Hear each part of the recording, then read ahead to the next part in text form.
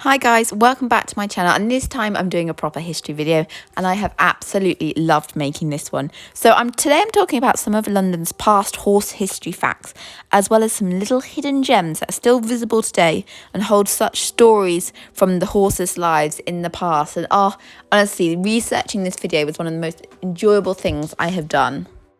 Starting off with Tattersalls horse auction. Now, they're a very famous auction house. We know that thoroughbred racehorses go through there to be sold. However, I never knew that originally their premises were close to Hyde Park Corner in London from 1724 to 1795. And it was founded by Richard Tatterstall, who's actually originally a canine auctioneer, who knew, but then moved into horses. And this place was thriving. It was a very sociable scene there. They would run weekly auctions, sometimes even twice weekly in season. And it was the place where you'd find the kind of richest and bluest aristocrats, as well as some of the shabbiest sporting characters around. And there, obviously, horses would be sold. They tend to do the thoroughbred race horses through the daytime. And then towards the end of the day, hunters and hacks would also be offered. So, as I said, originally their premises was at Hyde Park Corner in London. However, the lease ran out there and the land was allocated for development of Grosvenor Crescent. So they moved to Knightsbridge Green, and they were there until the outbreak of World War II, and the business was moved once again, but this time to Newmarket, where it still is to this day.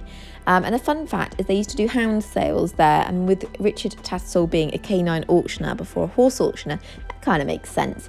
I would love to have been a fly on the wall back then when the Tattersall auctions were in London, because just from looking at the paintings, you can feel like the activity there, the buzz there, the noises, the sounds. I mean, it would have been such a busy place. I would just love to have gone back in time to have a look.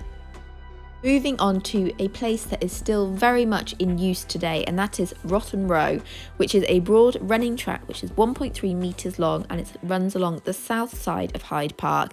Now, in the 18th and 19th century, Rotten Row was a very fashionable place for the upper class Londoners to ride their horses. Nowadays, you can still ride there, but it's not used anywhere near as much.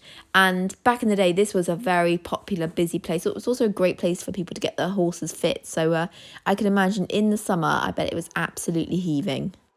Hopefully I'm saying this next one right.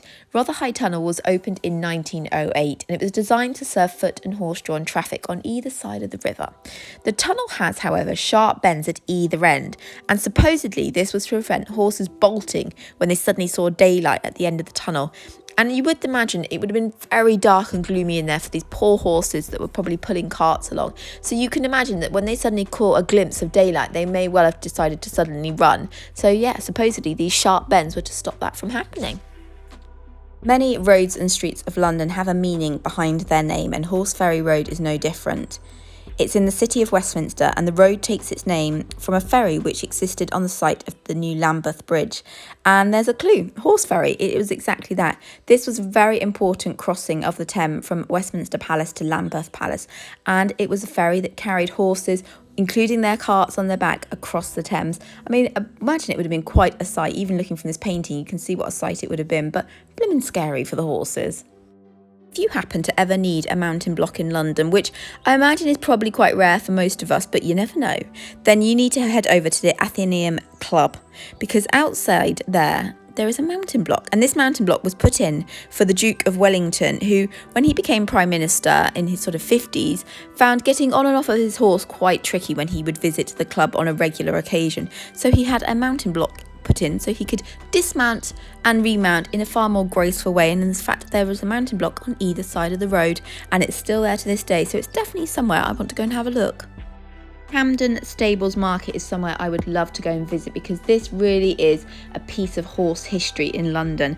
So it was previously used as horse stables and a hospital, and the horses based there were working in the city, pulling trains and barges and omnibuses and trams, and just generally working the streets of London, moving the Victorians from place to place.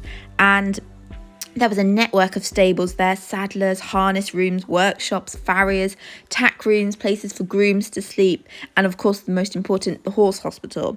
And it was estimated that some 700 to 800 horses were stabled there at peak time, and that included upper level stables, because when you're having to fit that many horses in, and I say stables, it was all stalls. Sadly, the horses had to be kept in stalls, because when you have that volume of animals, you couldn't have stables for each and every one of them. But this place would have been absolutely bustling with horses and grooms moving around, and the horse hospital was very important there. These horses were pushed to their absolute limit, so injuries and accidents happened on the London streets very regularly, so they needed to be cared for.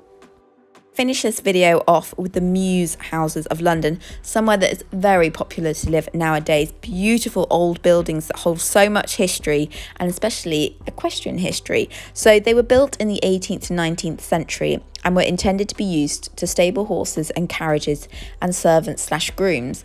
And they would be in a row or a courtyard, and they would be kind of behind the main house. So for the wealthy that lived in London who had a beautiful big townhouse, kind of a row back behind their house would be the Mews, because they wanted their horses to be close enough so that if they, clicked their fingers and said, I need a carriage right now, the grooms could scuttle off quickly and go and get the horses ready, but not so close to their house that they could actually smell them, because, they didn't want to see or smell their horses. And there was quite often a tunnel that was from the basement of the main house under the garden, and then would bring the servants out into the stable yard so they could slip out without disturbing their residents, because obviously you couldn't possibly do that.